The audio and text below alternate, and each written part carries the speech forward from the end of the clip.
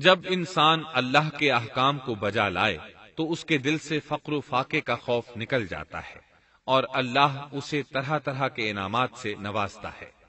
انسان جب تک اللہ کے احکام کو بجا لاتا رہے گا تب تک اللہ کی نصرت اور اس کی تائید شامل حال رہے گی۔ چنانچہ جوں ہی ہاجرہ علیہ السلام کو پتا چلا کہ انہیں تنہا چھوڑ جانا اللہ کے حکم کی بنا پر ہے تو فوراً یقین بھرے لہجے میں بولی، تب اللہ ہمیں ضائع نہیں کرے گا، یہ کہہ کر وہ اپنے شیر خوار بچے کی طرف پلٹ گئیں۔ خوراک اور پانی چند دن میں ختم ہو گئے، پانی کا ایک قطرہ پاس نہ رہا۔ اب پانی کی تلاش شروع کی، لیکن اپنے لیے تو درکنار، ماں کو بیٹے کے لیے بھی پانی نہ ملا نہ خوراک۔ اب بچہ لگا بھوک سے بلکنے، خوراک نہ ملنے کی وجہ سے ماں کا دودھ بھی خشک ہو گیا تھا۔ عورت کتنی بھی باحوصلہ ہو اپنے بچے کو بھوک سے بلکتے نہیں دیکھ سکتی۔ اب انہوں نے بچے کو وہیں چھوڑا اور تیزی سے قریبی پہاڑی صفا کی طرف لپکی، اوپر چڑھ کر ادھر ادھر نظر دوڑائی کہ شاید کسی طرف پانی یا خوراک نظر آ جائے یا کسی انسان کی جھلک نظر آ جائے۔ جب کچھ نظر نہ آیا تو نشیب کی طرف چلی، ساتھ میں بچے کی طرف بھی دیکھتی جاتی تھی۔ نشیب میں پہنچی تو بچہ نظروں سے اوجھل ہو گیا۔ اس پر اور بے چین ہوئی اور بلندی کی طرف دوڑی۔ اس طرح مروہ پہاڑی پر چڑھ گئیں۔ وہاں بھی چاروں طرف نگاہ دوڑائی لیکن کچھ نظر نہ آیا۔ خیال آیا کہ پھر کوشش کرنی چاہیے۔ اس خیال سے مروہ پہاڑی سے اتری اور صفا کی طرف چل دی۔ درمیان میں نشیب کی وجہ سے بچہ نظر نہ آیا تو دوڑنے لگی۔ اس طرح پھر صفا پر چڑھ گئیں۔ اللہ اکبر! ایک تو عورت ذات کمزور، پھر بھوک پیاس سے نڈھال، اس پر کس قدر سعی اور کوشش میں مصروف، وہ بھی اپنے بچے کے لیے۔ بہرحال بار بار کوشش کے خیال سے انہوں نے صفا اور مروہ پہاڑیوں کے درمیان 7 چکر لگائے۔ یہی وجہ ہے مسلمان عازمین حج صفا و مروہ کے درمیان سعی کرتے ہیں تاکہ اس واقعے کی یاد تازہ ہو جائے۔ جب وہ آخری مرتبہ مروہ پر پہنچی تو انہوں نے ایک آواز سنی۔ یہ آواز اسماعیل علیہ السلام کے قریب سے آئی تھی۔ انہوں نے پوری توجہ سے آواز کو سننے کی کوشش کی اور جلدی سے اسماعیل کے قریب پہنچی۔ کیا دیکھتی ہیں؟ اسماعیل کے قدموں کے نیچے سے پانی پھوٹ رہا ہے، کیونکہ جبریل علیہ السلام کو اللہ نے اس صابرہ خاتون کی مدد کے لیے بھیجا تھا۔ انہوں نے زمزم والی جگہ پر اپنا پر مارا تو اسماعیل کے قدموں کے پاس سے ایک عظیم چشمہ رحمت نمودار ہوا۔ مستقبل کے پیغمبر کے قدموں کے نیچے سے اللہ نے جبریل فرشتے کے ذریعے زمین پھاڑ کر پانی نکال دیا۔ یہی آب زمزم کا آغاز تھا۔ ہاجرہ علیہ السلام پانی کو آنکھیں پھاڑ پھاڑ کر حیرت سے دیکھ رہی تھی۔ ان کی خوشی کی انتہا نہ رہی جب انہوں نے دیکھا پانی پھوٹ پھوٹ کر چاروں طرف بہ رہا ہے۔ زمین ہموار تھی، اس لیے انہوں نے زمین کو کھودنا شروع کر دیا تاکہ پانی ادھر ادھر نہ بہ جائے۔ پھر انہوں نے اس گڑھے کے چاروں طرف پتھر رکھ دیے اور زبان سے بولی، زم زم، اس کا مطلب ہے رک جا۔ نبی اکرم صلی اللہ علیہ وسلم کا فرمان ہے، رحم اللہ اسماعیل لولا انها عجلت لكانت زمزم عینا معینا۔ اللہ اسماعیل کی والدہ پر رحم فرمائے، اگر وہ جلد بازی سے کام نہ لیتی تو زمزم ایک بہنے والا چشمہ ہوتا۔ لیکن انہوں نے اس کے گرد بند باندھ دیا۔ انہیں دراصل اس وقت پانی کی شدید ضرورت تھی، اس لیے انہوں نے پانی کو اپنے پاس جمع کر لیا تاکہ بہہ کر ضائع نہ ہو جائے۔ انہوں نے اسماعیل کو پانی پلایا، خود بھی خوب پیا، اور یہ اللہ تعالی کی طرف سے ان کی مہمان نوازی تھی۔ وہاں کوئی اور انسان نہیں تھا، نہ کھانے کی کوئی چیز تھی، بس یہی آب زمزم ان کے لیے کھانے اور پینے کا کام دے رہا تھا۔ اب چونکہ زمزم ایک چشمہ بن گیا تھا، اس لیے پرندے بھی آنے لگے۔ انہی دنوں عرب کے قبیلوں میں سے ایک قبیلہ بنو جرہم یمن کو خیر باد کہہ کر اس طرف آ رہا تھا۔ یمن میں ایک بہت بڑا ڈیم تھا۔ پہاڑوں کے درمیان انہوں نے پانی کو روک کر ایک بہت بڑا بند قائم کر رکھا تھا۔ اس سے پورا سال آسانی سے کھیتی باڑی کرتے تھے۔ اس ڈیم کی بدولت ان کا آب پاشی کا نظام بہت اچھا تھا۔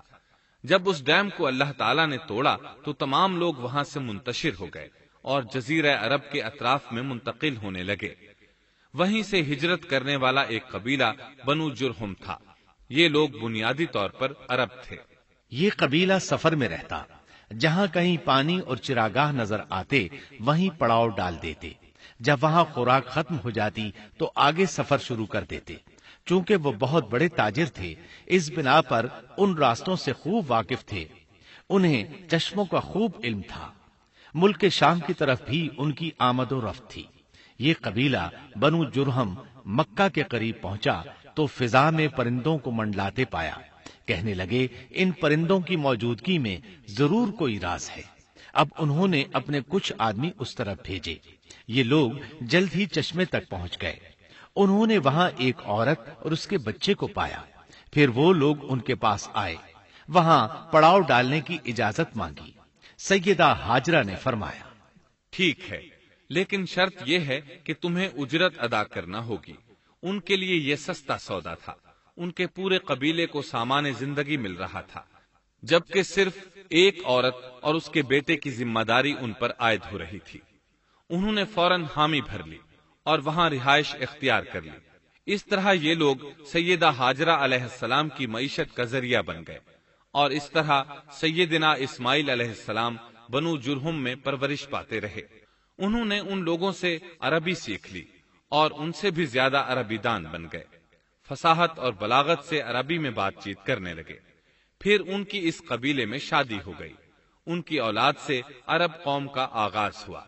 انہی میں سے سرور کائنات محمد صلی اللہ علیہ وسلم کی ولادت باسعادت ہوئی۔ بنو جرہم کی آمد اور آبادی ابراہیم علیہ السلام کی دعا کا نتیجہ تھی۔ جب انہوں نے اپنی بیوی اور بچے یعنی دو کمزور انسانوں کو اس ویران جگہ چھوڑا تھا تو یہ دعا مانگی تھی، ربنا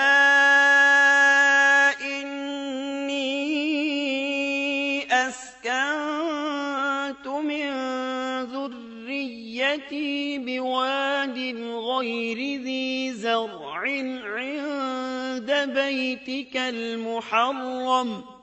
اے ہمارے پروردگار، میں نے اپنی کچھ اولاد اس بے آباد جنگل میں تیرے حرمت والے گھر کے پاس بسائی ہے۔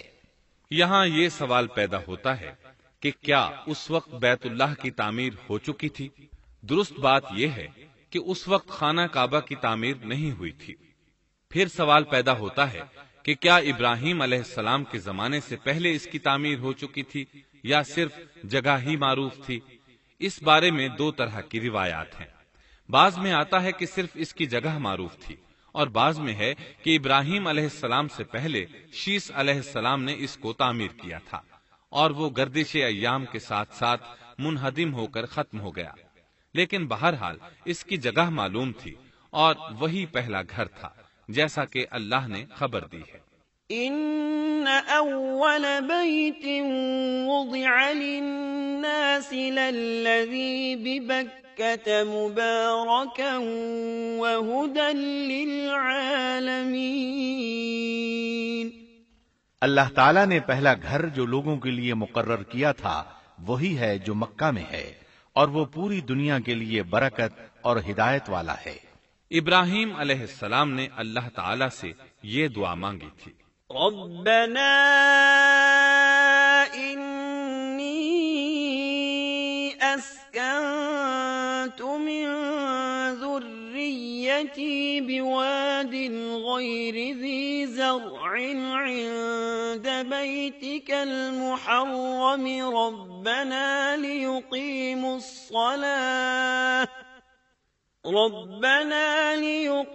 الصلاة فاجعل أفئدة من الناس تهوي إليهم وارزقهم من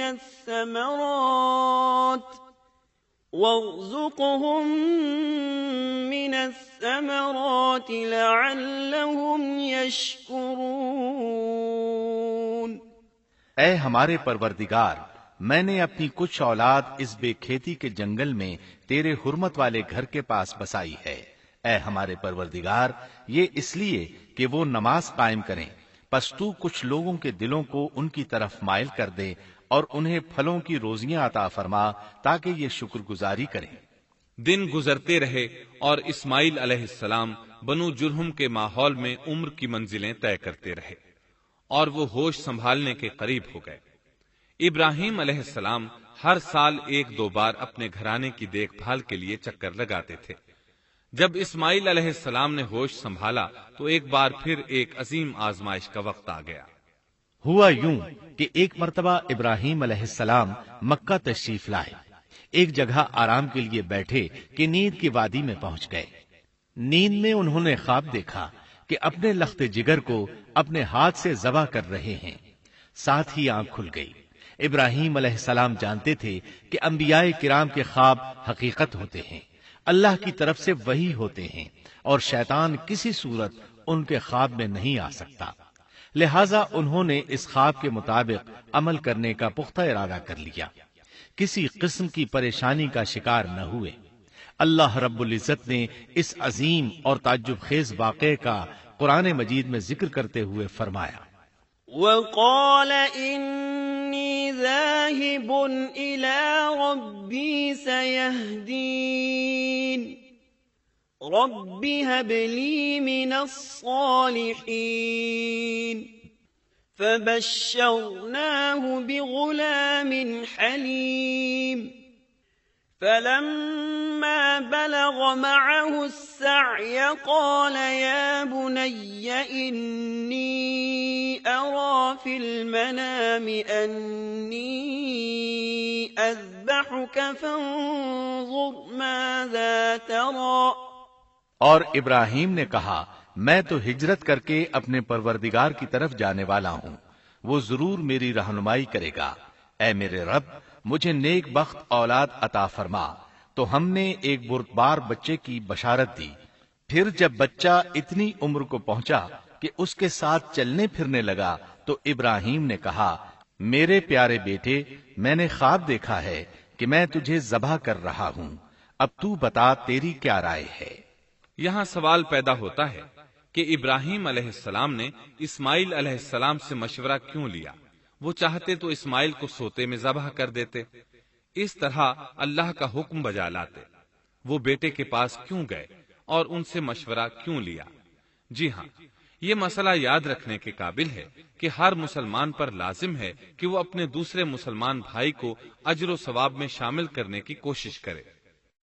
ابراہیم علیہ السلام نے بیٹے کو ثواب میں شامل کرنے کے لیے انہیں اللہ کے حکم سے آگاہ کیا۔ یہ نہ چاہا کہ میں اکیلا ہی اجر لیتا رہوں، بلکہ دوسرے کی خیر خواہی کو پیش نظر رکھا۔ والدین کے لیے آپ کے اس انداز میں نصیحت موجود ہے، یہ کہ اولاد کو ثواب کے مواقع فراہم کریں، ان کی صحیح تربیت کریں۔ اگر صدقہ کرنے کا موقع ملے تو بچوں کے ذریعے صدقہ کرائیں، تاکہ انہیں بھی اللہ کے راستے میں خرچ کرنے کی عادت پڑے۔ جب کسی دینی مجلس میں بیٹھنے کا موقع ملے تو اپنی اولاد کو بھی ساتھ لے کر جائیں۔ بے شمار لوگ خود تو جاتے ہیں، اولاد کو جانے کے لیے کہتے بھی نہیں، خود دین سیکھتے ہیں، اولاد کو دین نہیں سکھاتے۔ ابراہیم علیہ السلام نے اسماعیل علیہ السلام سے رائے لی۔ سبحان اللہ، انہوں نے جواب میں فرمایا، یا ابت افعل ما تؤمر۔ اے ابا جان، آپ کو جو حکم ملا ہے کر گزریے۔ یہ نہیں کہا کہ مجھے تو حکم نہیں ہوا، بلکہ فوراً سر تسلیم خم کر دیا، اس لیے کہ وہ جانتے تھے انبیاء کا خواب حقیقت پر مبنی ہوتا ہے، اللہ کی وحی ہوتا ہے، اس لیے بالکل پریشانی ظاہر نہ کی، یہ تک نہ پوچھا مجھے کیوں ذبح کر رہے ہیں، یا میرا کیا جرم ہے، یا آپ کے پاس کون سا صریح حکم آیا ہے۔ انہوں نے ایسی کوئی بات نہ کہی۔ اللہ کی فرما برداری اسی کو کہتے ہیں۔ چنانچہ اپنے باپ سے کہا، یا ابت افعل ما تؤمر ستجدنی ان شاء اللہ من الصابرین۔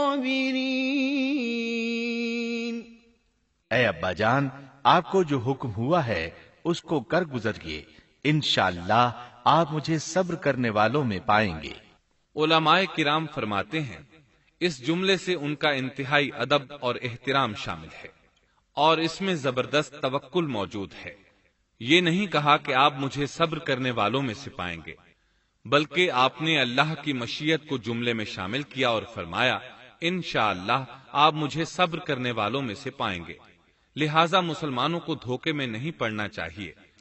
یہ نہ کہے میں سفر کروں گا، میں فلاں کام کروں گا، میں فلاں کام کے کرنے کی طاقت رکھتا ہوں، بلکہ یوں کہے اللہ نے چاہا تو میں سفر کروں گا، اللہ نے چاہا تو فلاں کام کروں گا۔ اپنے علم اور طاقت کے دھوکے میں پڑنا سراسر نادانی ہے۔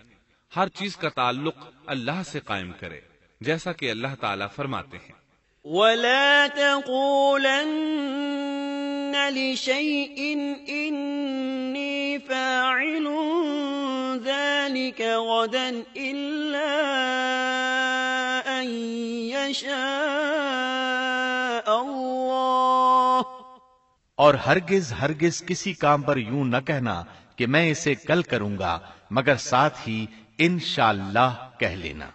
اپنی زبان کو اللہ کے ذکر سے سجا کر رکھو اور ہمیشہ اپنے معاملات کو اللہ کی طرف لوٹاؤ۔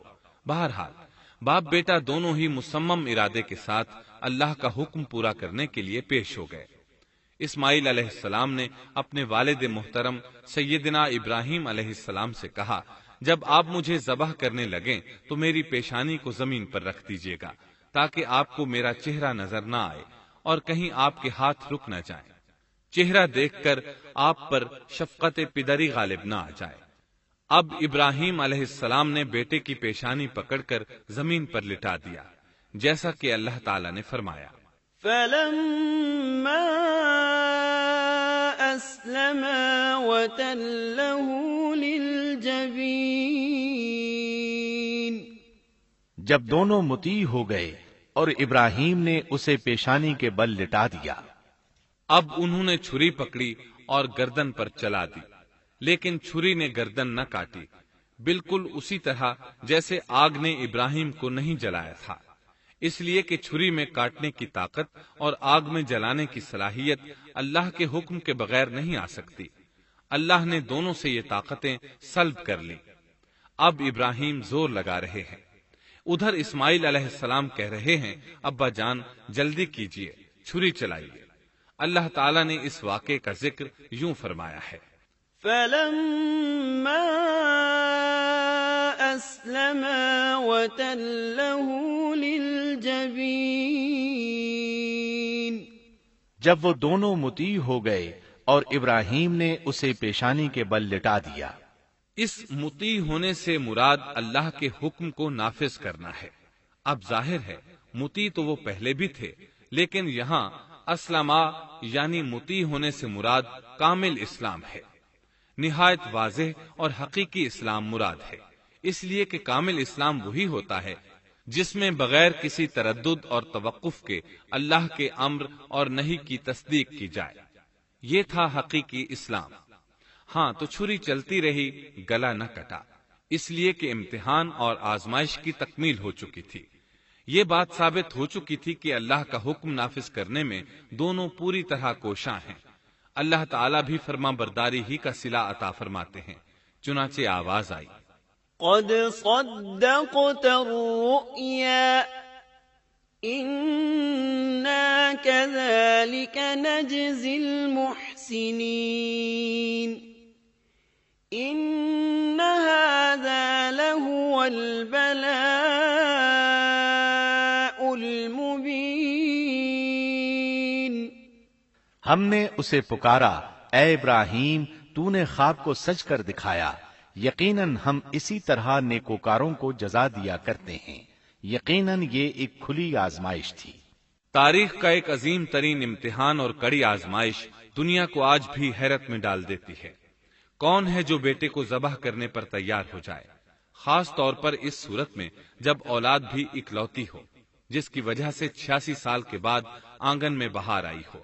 پھر اس کی قربانی کا بھی واضح حکم نہیں دیا گیا تھا، اشارتاً خواب میں رہنمائی کی گئی تھی۔ آپ کہہ سکتے تھے یہ قتل اور سنگین جرم ہے، کہہ سکتے تھے اپنے بیٹے کو کس جرم میں قتل کروں، لیکن آپ نے بغیر کسی تعامل کے سر تسلیم خم کر دیا اور اس عظیم امتحان میں کامیاب ہوئے۔ اللہ فرماتے ہیں وَإِبْرَاهِيمَ الَّذِي وَفَّى اور ابراہیم وہ ہیں جنہوں نے وفاداری کی۔ اس آیت میں یہ نہیں بتایا گیا کہ کس چیز میں وفاداری کی، اس لیے کہ وہ تو ہر معاملے میں مکمل طور پر وفاداری کا مظاہرہ کر چکے تھے۔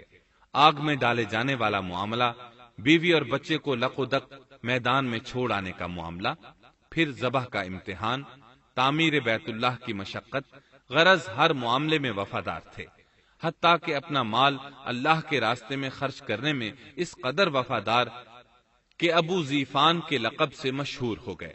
اس کا معنی ہے مہمان نواز۔ کسی مہمان کو دسترخوان پر اپنے ساتھ بٹھائے بغیر ایک لقمہ نہیں کھاتے تھے، باہر نکلتے مہمان تلاش کرتے، پھر اس کے ساتھ مل کر کھانا کھاتے، مہمان نہ ملتا تو سخت غمگین ہو جاتے۔ اس طرح انہوں نے اللہ کے ہر حکم کی پاسداری کی۔ ذبح والے اس امتحان کا اللہ نے انہیں کیا صلہ دیا؟ اللہ فرماتے ہیں وَفَدَيْنَاهُ بِذِبْحٍ عَظِيمٍ، ہم نے اسے عظیم ذبیحے کا بدلہ عطا کیا۔ ہاں تو ہم بتا رہے تھے چھری نے گلا نہ کاٹا۔ ایسے میں ابراہیم علیہ السلام نے ایک آواز سنی، آواز پیچھے سے آئی تھی۔ انہوں نے مڑ کر دیکھا، جبریل علیہ السلام نظر آئے۔ وہ آسمان سے ایک مینڈھا لے کر آئے تھے، دنیا کے مینڈھوں میں سے نہیں بلکہ جنت کا مینڈھا لائے تھے۔ سیدنا عبداللہ بن عباس رضی اللہ عنہما سے روایت ہے کہ وہ مینڈھا جنت میں 40 سال تک چرتا رہا۔ سفید رنگ، کشادہ آنکھوں، خوبصورت سینگوں والا حسین و جمیل مینڈھا تھا۔ بہرحال یہ ابراہیم علیہ السلام کی وفاداری کا بدلہ تھا جو اسماعیل علیہ السلام کے فدیے میں دیا گیا، اور پوری امت مسلمہ کے لیے حکم ہو گیا کہ اللہ کی رضا کے لیے قربانی اور ہدی پیش کرتے رہیں۔ کعبے کے پاس حرم الہی میں ہر سال یہ سنت ادا کی جاتی ہے، اور ان کے ساتھ ساتھ پوری زمین کے تمام خطوں پر بسنے والے مسلمان بھی اس عظیم فرمانبرداری کی علامت کے طور پر قربانیاں پیش کرتے ہیں۔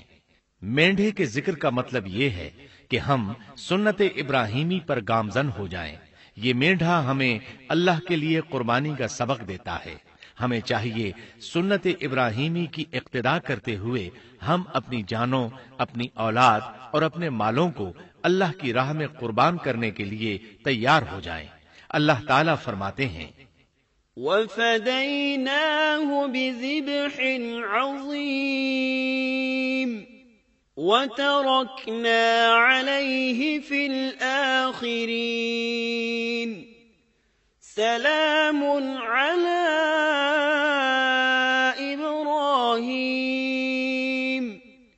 كَذَلِكَ نَجْزِي الْمُحْسِنِينَ إِنَّهُ مِنْ عِبَادِنَا الْمُؤْمِنِينَ۔ اور ہم نے اسے عظیم ذبیحہ عطا کیا، اور ہم نے اس کا پچھلوں میں ذکر خیر چھوڑا۔ سلامتی ہو ابراہیم پر، اسی طرح ہی ہم نیکوکاروں کو جزا دیتے ہیں، یقیناً وہ ہمارے مخلص بندوں میں سے تھا۔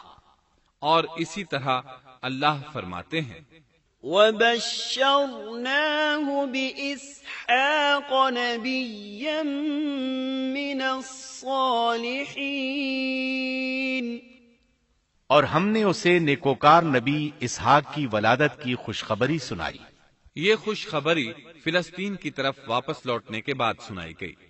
ایک اکلوتے بیٹے کی قربانی کے لیے تیار ہو جانے کے صلے میں اور سارہ علیہ السلام کی عظمت اور تکریم کے مد نظر اللہ تعالی نے اسحاق کی خوشخبری سنا دی۔ یہ آیت ذبح کے واقعے کے بعد اللہ تعالی نے ذکر فرمائی ہے، اس لیے معلوم ہوا پچھلی آیات میں اسحاق کے علاوہ کسی اور بیٹے کا ذکر ہوا ہے، اور وہ اسماعیل علیہ السلام ہی تھے، جبکہ یہودی روایات میں اسحاق علیہ السلام کو ذبیح قرار دیا جاتا ہے۔ یہ بالکل غلط ہے۔ ذبح کے واقعے کے بعد اسحاق علیہ السلام کی بشارت مل رہی ہے، پھر بھلا وہ پیدا ہونے سے پہلے ہی ذبیح کیسے بن گئے؟ اس لیے یہ قطعی بات ہے کہ اسماعیل علیہ السلام ہی ذبیح ہیں۔ اس کے کئی اور بھی دلائل ہیں جن کے ذکر کرنے کا یہاں موقع نہیں۔ بہرحال اس عظیم آزمائش میں بے مثال کامیابی کے بعد ابراہیم علیہ السلام فلسطین آئے اور 120 سال کی عمر میں اسحاق علیہ السلام کی بشارت ملی، جبکہ سارہ علیہ السلام کی عمر 90 سال تھی۔ ان پر بڑھاپا طاری ہو چکا تھا۔ ایسے میں 3 فرشتے آئے، وہ تو قوم لوط کی تباہی کے لیے آئے تھے۔ راستے میں اللہ کے حکم سے ابراہیم علیہ السلام اور ان کی اہلیہ سارہ کو خوشخبری سنائی، اور اس غرض کے لیے وہ انسانی شکل میں آئے تھے۔ ابراہیم علیہ السلام تو پہلے ہی بہت مہمان نواز تھے، انہیں دیکھ کر بہت خوش ہوئے کہ مہمان آ گئے۔ فرشتوں نے انہیں سلام کیا۔ ابراہیم علیہ السلام نے سلام کا جواب دیا۔ وہ حیرت زدہ تھے کہ یہ لوگ ان کی بستی کے رہنے والے تو ہیں نہیں، لیکن ان پر سفر کے نشانات بھی نہیں ہیں، جیسا کہ دور سے چل کر آنے والوں میں ہوتے ہیں، نہ ان کے پاس سواریاں ہیں۔ قرآن مجید میں آتا ہے، قالوا سلاما قال سلام قوم منكرون۔ فرشتوں نے سلام کیا تو ابراہیم نے بھی سلام کیا اور دل میں خیال کیا یہ اجنبی لوگ ہیں۔ پھر وہ اپنی مہمان نوازی کی عادت کے مطابق انہیں اندر لے آئے، ان کے لیے کھانے کا انتظام کیا۔ اللہ تعالیٰ فرماتے ہیں، وَلَقَدْ جَاءَتْ رُسُلُنَا إِبْرَاهِيمَ بِالْبُشْرَى قَالُوا سَلَامًا قَالَ سَلَامٌ فَمَا لَبِثَ أَن جَاءَ بِعِجْلٍ حَنِيذٍ۔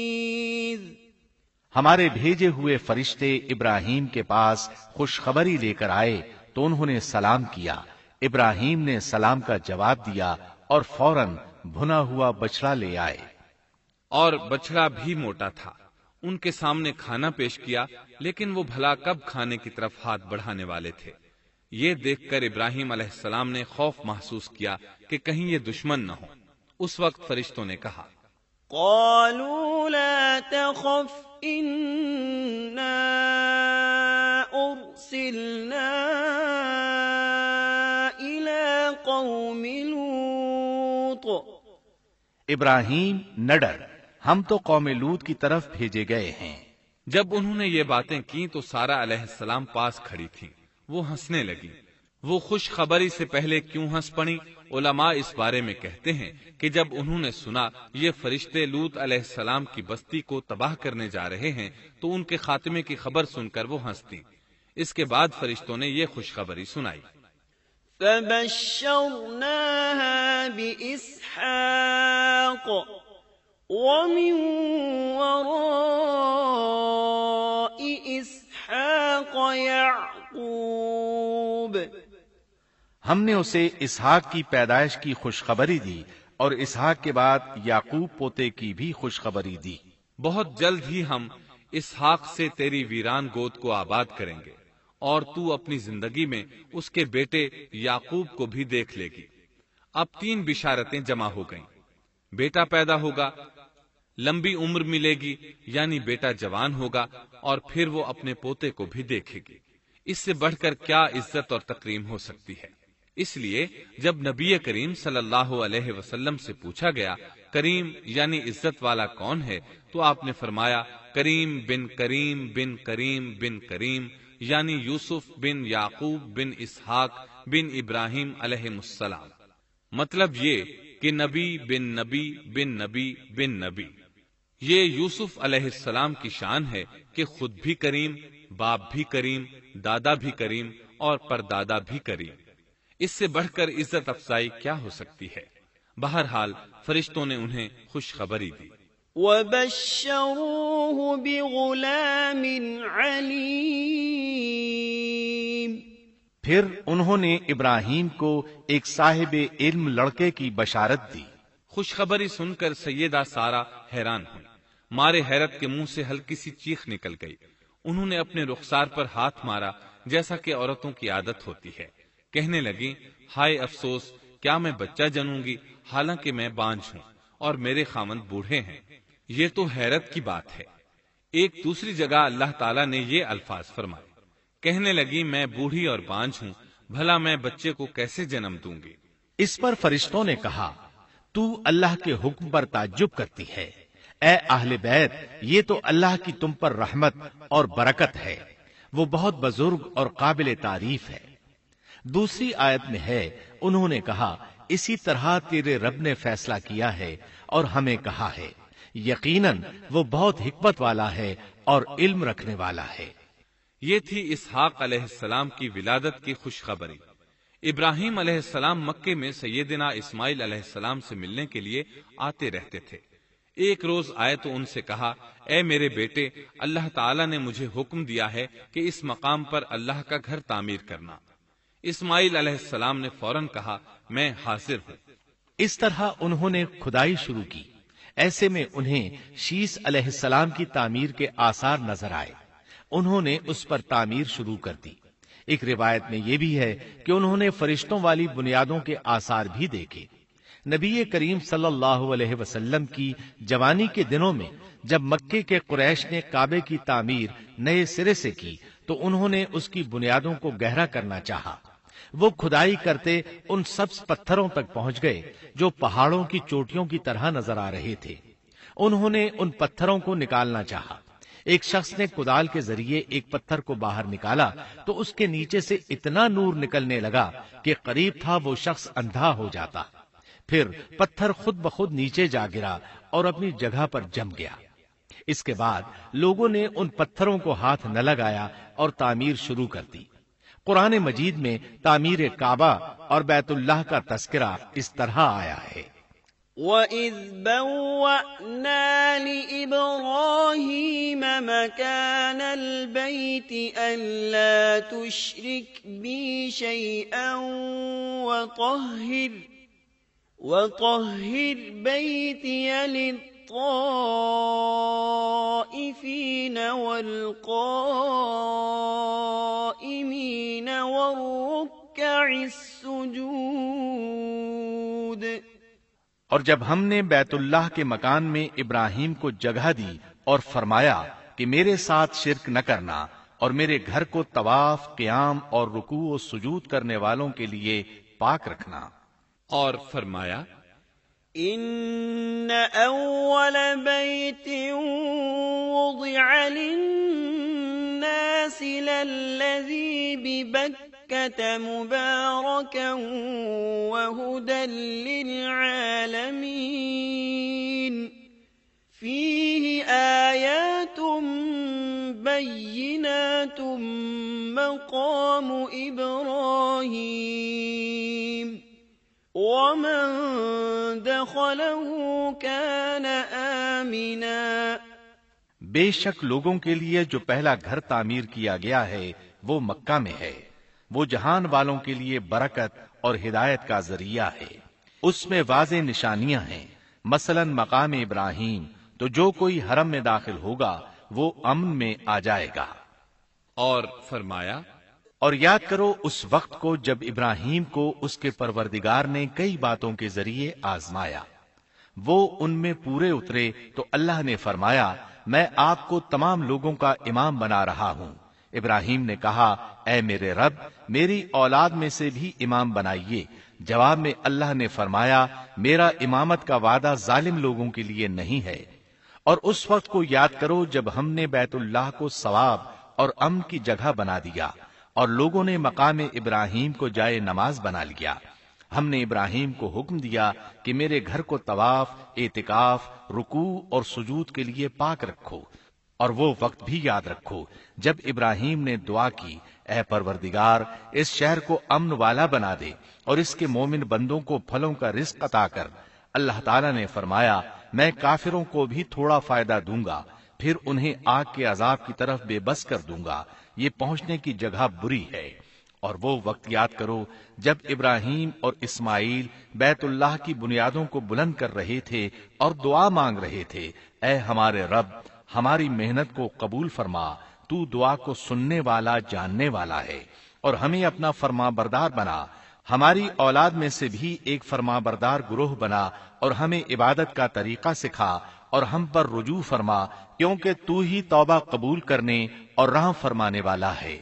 اے ہمارے رب، ان لوگوں میں انہی میں سے ایک رسول بھیج جو ان پر تیری آیات کی تلاوت کرے اور انہیں کتاب و حکمت سکھائے، انہیں پاک کرے، یقیناً تو غالب حکمت والا ہے۔ تعمیر کے دوران جب ابراہیم علیہ السلام اس مقام تک پہنچے جہاں آج حجر اسود ہے تو اللہ تعالیٰ نے جنت سے ایک سفید پتھر بھیجا۔ حدیث میں ہے یہ پتھر نہایت سفید تھا، اب سیاہ ہو گیا ہے۔ انسانوں کی غلطیاں اس کے سیاہ ہونے کا سبب بنی۔ جب دیواریں انسانی قد کے برابر ہو گئیں تو اسماعیل علیہ السلام ایک پتھر لے آئے۔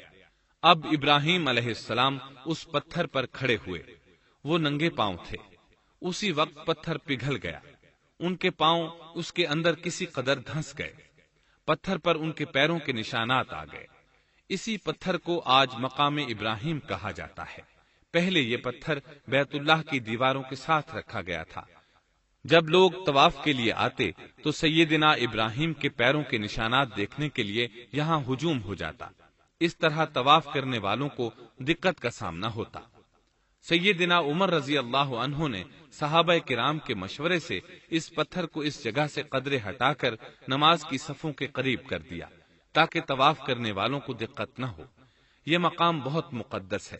اللہ نے فرمایا ہے وَاتَّخِذُوا مِن مَّقَامِ إِبْرَاهِيمَ مُصَلًّى، تم مقام ابراہیم کو جائے نماز مقرر کر لو۔ مقام ابراہیم کے قریب اس کے پیچھے ہو کر نماز پڑھنے کا موقع مل جائے تو لازماً وہاں 2 رکعت ادا کیا کرو۔ موقع نہ ملے تو پھر پوری مسجد حرام میں طواف سے فراغت والی 2 رکعت پڑھ لیا کرو۔ اس طرح کعبہ تعمیر ہوا، تب نیا حکم آیا۔ وَلِلَّهِ عَلَى النَّاسِ حِجُّ الْبَيْتِ مَنِ اسْتَطَاعَ إِلَيْهِ سَبِيلًا وَمَن كَفَرَ فَإِنَّ اللَّهَ غَنِيٌّ عَنِ الْعَالَمِينَ۔ لوگوں میں جو استطاعت رکھے اس پر اللہ کے لیے حج بیت اللہ فرض ہے، اور جو شخص جان بوجھ کر اعراض کرے تو اللہ جہانوں سے بے نیاز ہے اور اسے اس کی کوئی پرواہ نہیں۔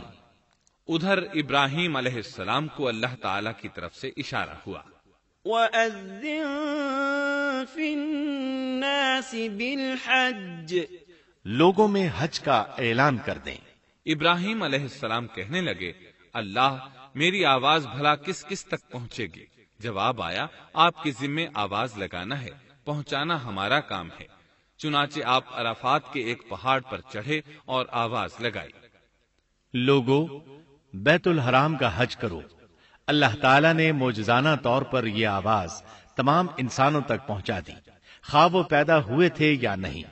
دوسرا معجزہ یہ ہوا کہ اللہ نے بیت اللہ اور اس کے حج کی محبت لوگوں کے دلوں میں ڈال دی۔ اللہ نے فرمایا، وَأَذِّن فِي النَّاسِ بِالْحَجِّ يَأْتُوكَ رِجَالًا وَعَلَى كُلِّ ضَامِرٍ يَأْتِينَ مِن كُلِّ فَجٍّ عَمِيقٍ۔ اور آپ لوگوں میں حج کا اعلان کر دیں، وہ آپ کی طرف پیدل بھی آئیں گے اور دبلے پتلے اونٹوں پر بھی دور دور سے آئیں گے۔ اس طرح لوگ پیدل اور سوار ہو کر کثرت سے حج کے لیے آنے لگے اور یہ ویران علاقہ آباد ہونے لگا۔ یہ تھے حالات اور واقعات ابراہیم علیہ السلام کے۔ آپ نے 175 سال کی عمر میں وفات پائی۔ آپ سے پہلے سیدہ ہاجرہ علیہ السلام نے وفات پائی اور ان کی وفات سے کچھ ہی عرصہ بعد سیدہ سارہ علیہ السلام 127 سال کی عمر میں فوت ہو گئیں۔ ان دونوں کی وفات کے بعد آپ غمگین رہنے لگے۔ آخر اتنی مدت تک ساتھ رہا تھا۔ آپ خلیل الرحمن تھے، آپ پر صحیفے بھی نازل ہوئے، آپ اللہ کے بے حد شکر گزار تھے۔